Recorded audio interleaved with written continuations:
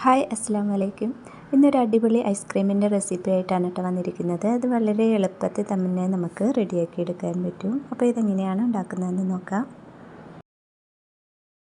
ഇതിനായിട്ട് ആദ്യം ഒരു ജാറിലേക്ക് ഒരു മുട്ട പൊട്ടിച്ചൊഴിക്കുന്നുണ്ട് കേട്ടോ. കൂടെ തന്നെ ഒരു കപ്പ് പാൽ കൂടി ഒഴിക്കുന്നുണ്ട്. 1/3 കപ്പ് പാൽപ്പൊടി കൂടി ഇട്ട് കൊടുക്കാം. അതേ അളവിൽ തന്നെ പഞ്ചസാര കൂടി ഇട്ട് കൊടുക്കുന്നുണ്ട് കേട്ടോ. അപ്പോൾ പഞ്ചസാരയുടെ അളവ് കൂട്ടുകയും കുറയ്ക്കുകയും ചെയ്യാം. ഇനി ഇതിലേക്ക് ആവശ്യമായിട്ടുള്ളത് കണ്ടൻസ്ഡ് മിൽക്കാണ് കേട്ടോ. അപ്പോൾ അത് കൂടി ഉണ്ടെങ്കിലാണ് കുറച്ചുകൂടി ടേസ്റ്റ് കിട്ടുകയുള്ളൂ. അതും 1/3 കപ്പ് തന്നെ ഇട്ട് കൊടുക്കാം.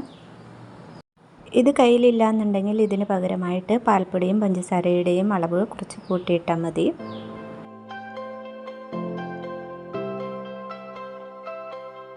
ഇനി ഇതെല്ലാം കൂടി നല്ലതുപോലെ ഒന്ന് ബീറ്റ് ചെയ്തെടുക്കണം.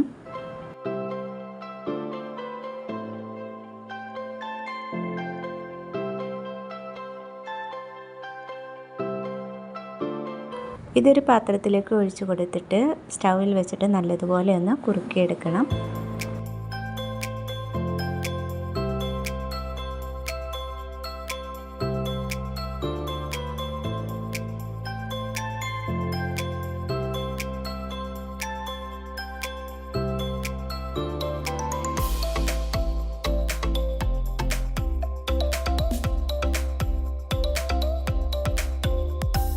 ഈ ഒരു പരുവത്തിലായാൽ നമുക്കിത് ഓഫ് ചെയ്യാം. ഇനി മറ്റൊരു പാത്രത്തിലേക്ക് ഇത് ഒഴിച്ചു കൊടുത്തിട്ട് നല്ലതുപോലെ ചൂടാറിയതിന് ശേഷം ഫ്രിഡ്ജിൽ വെച്ച് നല്ലതുപോലെ ഒന്ന് തണുപ്പിച്ചെടുക്കണം.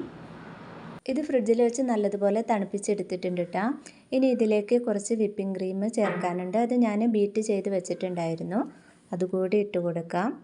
ഇതിലേക്ക് 1/2 കപ്പ് വിപ്പിംഗ് ക്രീമാണ് കേട്ടോ ബീറ്റ് ചെയ്തിട്ടുള്ളത്. അത് മുഴുവനായിട്ട് തന്നെ ഇതിലേക്ക് ഇട്ട് കൊടുത്തിട്ട് നല്ലതുപോലെ എല്ലാം ഒന്ന് മിക്സ് ആക്കി എടുക്കുന്നുണ്ട്.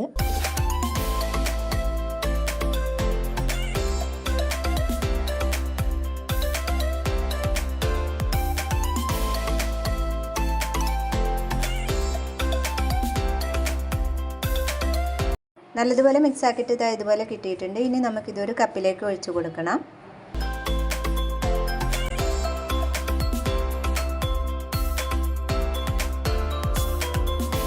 ഈ ഒരു മോൾഡിലാണ് ഞാൻ ഐസ്ക്രീം റെഡിയാക്കി എടുക്കുന്നത്. ഇതിലേക്ക് ഇതുപോലെ ഐസ്ക്രീം സ്റ്റിക്ക് വെച്ച് കൊടുക്കാം.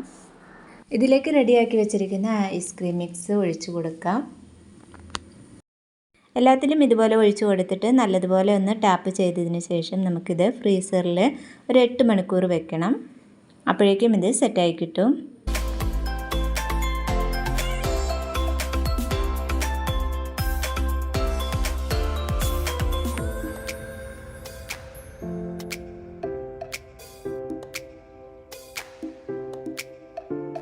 അപ്പോൾ അടിപൊളി ടേസ്റ്റ് ആയിട്ടുള്ള ഐസ്ക്രീം ഇവിടെ റെഡി ആയിട്ടുണ്ട് കേട്ടോ.